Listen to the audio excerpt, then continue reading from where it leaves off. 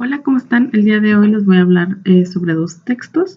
El primero es un artículo de María Lugones que se titula Colonialidad y Género. Este fue publicado en 2008 por la revista Tabula Rasa en su número 9 y está ubicado entre las páginas 73 y 101.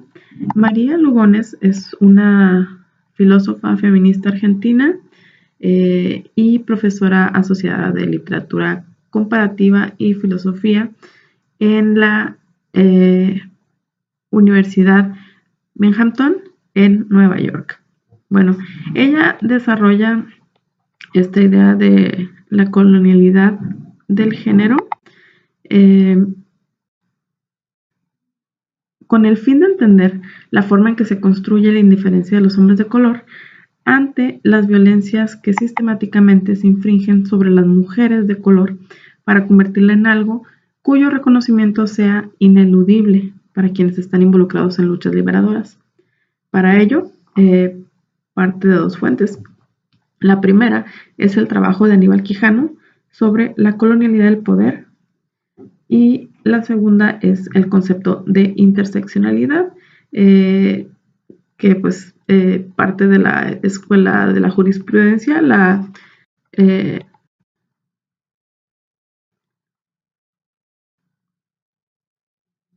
CRIT y la Critical Race Theory. Y entonces a partir de esto ella crea la noción de sistema moderno colonial de género, el cual nos dice que es central para comprender la organización diferencial de género en términos raciales. ¿Por qué le interesa la interseccionalidad? Pues porque nos va a decir que esta revela lo que no se ve cuando categorías como género y raza se conceptualizan como separadas unas de otras. La intersección pues es donde se cruzan dos caminos, ¿no? Entonces, en lugar de ver los dos caminos por separado o los dos hilos, se forma una especie de nudo y la intersección lo que va a hacer es mostrarnos los vacíos. Por eso nos dice que una vez que la interseccionalidad nos muestra qué es lo que se está perdiendo en el análisis, lo que nos queda como tarea es reconceptualizar la lógica de la intersección para de ese modo evitar la separabilidad de las categorías dadas y el pensamiento categorial. Bien, Lugones nos va a decir que el sistema moderno colonial de género nos permite ver lo profundo de la oposición colonial y su alcance destructivo y de sometimiento, así como la disolución entre las víctimas de la dominación y la explotación.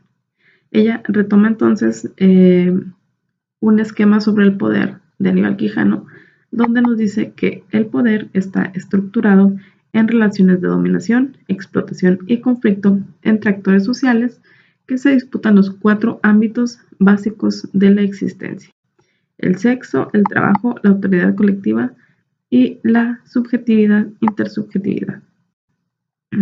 Además, el poder capitalista eurocentrado y global está organizado alrededor de dos ejes, que son la colonialidad del poder y la modernidad, que a través del conflicto organizan a los anteriores.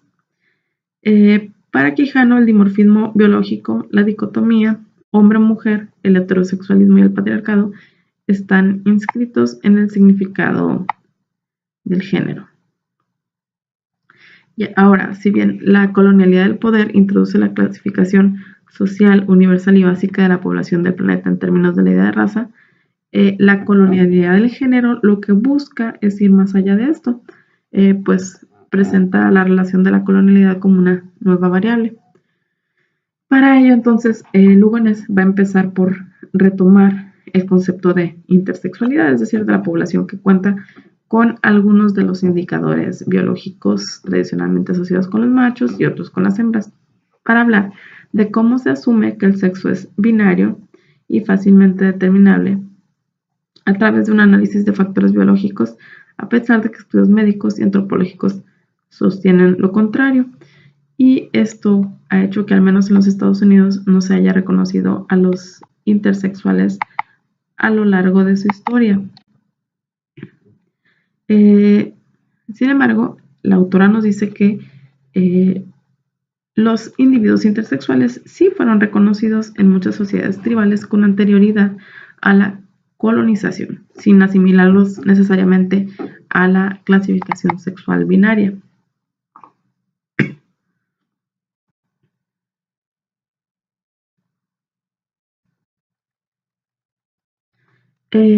Lugones también va a rescatar los trabajos de Oyeronki Oyewumi y Gunalen, quienes estudian a los Yoruba y a los nativos americanos respectivamente, para decir que en ambos grupos, antes de su colonización, el concepto de género no existía como tal y como lo conocemos, es decir, como un constructo binario y jerárquico de dominación social que coloca a los hombres en una posición superior a las mujeres. Ella nos dice que en el caso de los Yoruba, sus categorías de Obinrin y Okunrin no se pueden traducir literalmente como hembra-mujer y macho-hombre, sino como ana-hembra y ana-macho, que no se oponían binaria ni jerárquicamente. Así, Oyewumi entiende al género como una herramienta de dominación y afirma que los investigadores siempre encuentran el género cuando lo están buscando. Entonces, cuando llega el poder colonial occidental, lo que pasa es que estos grupos sucumben a esta jerarquización dimórfica, patriarcal, heteronormativa y homofóbica, que se justifica en lo biológico y a través de el entrelazamiento entre la raza y el género se destruye el tejido social de los colonizados, dividiendo su sociedad, rompiéndola y antagonizándola desde adentro. Esto porque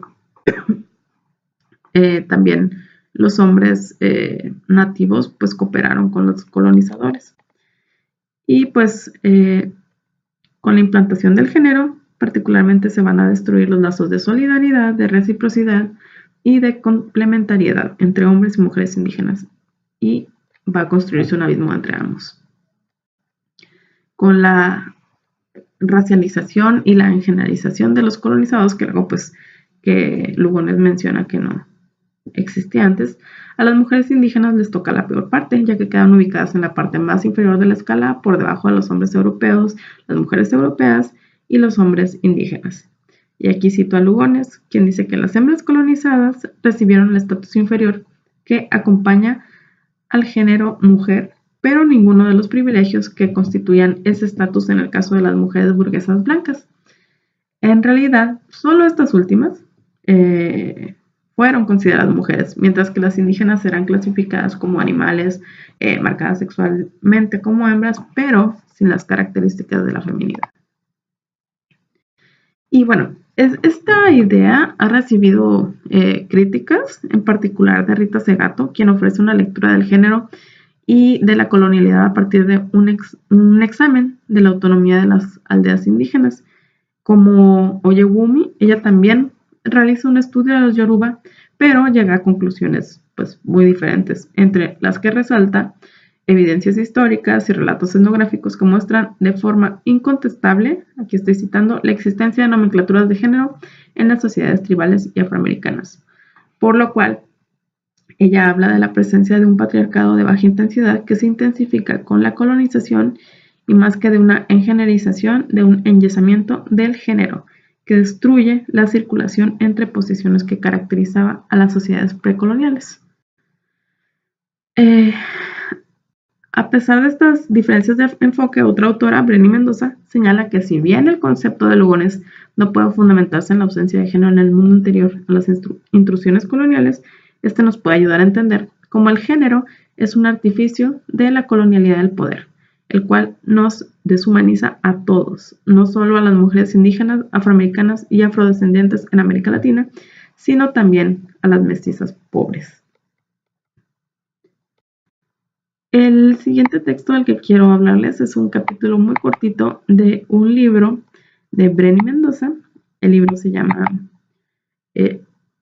Ensayos de crítica feminista en nuestra América y el capítulo se llama Los fundamentos no democráticos de la democracia, un enunciado desde Latinoamérica post-occidental. Este capítulo abarca las páginas 261 a la 273 y el libro fue publicado en 2014 por Herder.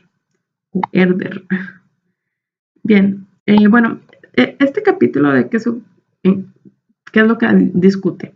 Bueno, está retomando Brenny Mendoza la discusión de la democracia a partir de los debates que se dieron en el siglo XVI entre Bartolomé de las Casas y Ginés de Sepúlveda, que se reducen a hablar de quién cuenta como humano, ¿no? Gines de Sepúlveda estaba de acuerdo en hacerle la guerra a los amerindios, mientras que Bartolomé de las Casas pues tenía la postura contraria. Inicialmente, primero, únicamente solo se reconoce a los europeos y a los cristianos como seres humanos. Y hasta 1537 los amerindios también, digamos que se convierten en humanos, pero no lo son como los europeos, ya que se suponía que este cambio, esta humanización debía implicar una ética de la no violencia. Sin embargo, esto no ocurrió. ¿Qué es la ética de la no violencia? Aquí Brené Mendoza retoma un concepto de Judith Butler, quien nos dice que la ética de la no violencia implica el reconocimiento de la precariedad de la vida del otro y la capacidad de resistir la tentación de abusar o asesinar al otro vulnerable. La ética de la no violencia se atiene a las ansiedades que surgen en el encuentro con la alteridad, tales como la percepción de él o la otra como amenazante o el temor por la propia vida, al privilegiar otro deseo, mi deseo de no convertirme en un asesino. Entonces, lo que va a hacer Brené Mendoza es hablarnos del fracaso de la democracia y de la ética de la no violencia.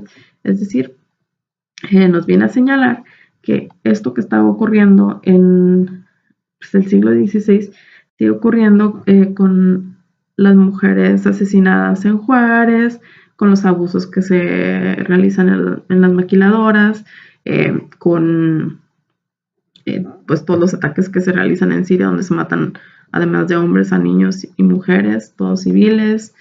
Entonces, lo que hace Brené Mendoza es pues una comparación de estas dos situaciones para mostrarnos cómo la ética de la no violencia pues no ha conseguido implantarse en el sistema occidental. Entonces, bueno, ella tiene como una forma a veces muy bonita de escribir y ella cierra su capítulo diciendo: las feministas latinoamericanas decimos, la razón genocida de Occidente debe abrirle lugar a un pensamiento alternativo, una razón más allá del Occidente, una razón post-occidental que está más allá de la democracia y quizá más allá del feminismo.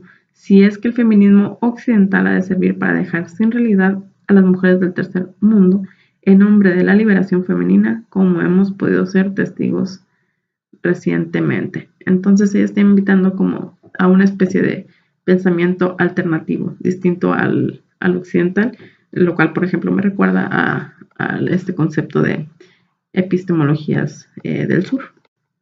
Bueno, pues ahorita les quiero recomendar dos cosas. El primero es precisamente un libro donde están contenidos pues varios ensayos respecto a la cuestión colonial y descolonial y el feminismo, que se llama Tejiendo de otro modo, feminismo, epistemología y apuestas descoloniales, en Avia Yala. Este es editado por Yuderquis Espinosa, Diana Gómez y Karina Ochoa Muñoz, y es de la editorial de la Universidad del Cauca. Les voy a poner aquí abajo el link para que si quieren descargarlo. Y la otra cosa es un documental de origen británico que está ahorita en Netflix, que se llama India's Daughter, o La hija de la India, que es producido por la BBC de Londres, dirigido por la directora Leslie Ulwin, y pues aquí se relata la violación y el asesinato de Jyoti Singh, una joven india que fue violada por 6 sujetos en un ómnibus cuando volvía del cine junto con un amigo a su casa en 2012. Y pues como les digo, está en Netflix. Se las recomiendo porque precisamente creo que aquí queda muy claro la cuestión de pues de unos sujetos que no tienen ninguna ética de no violencia, y esto se puede ver cuando entrevistan a uno de los violadores y asesinos. Y bueno, pues eso es todo por hoy y nos vemos en el próximo video. Adiós.